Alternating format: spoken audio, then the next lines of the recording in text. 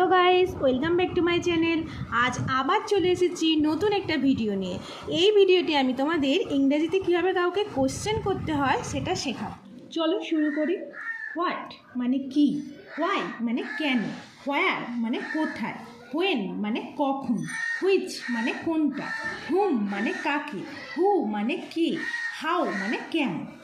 এবার আমি হোয়াট দিয়ে কী কী কোশ্চেন করা যায় সেটা তোমাদের দেখাবো।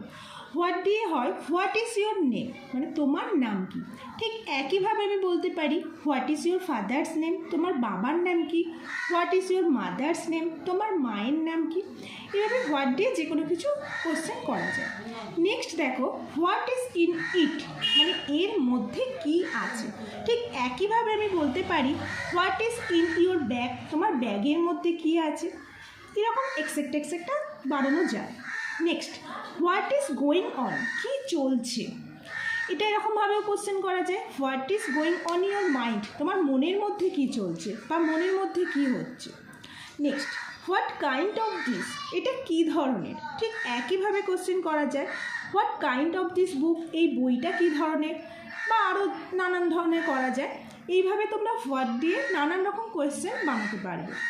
আজকের ভিডিওতে হোয়াট পর্যন্ত থাক। নেক্সট ভিডিওতে আমি বাকি WH গুলো দিয়ে কীভাবে কোয়েশ্চেন করতে হয় সেগুলো তোমাদের শেখাবো। Bye bye.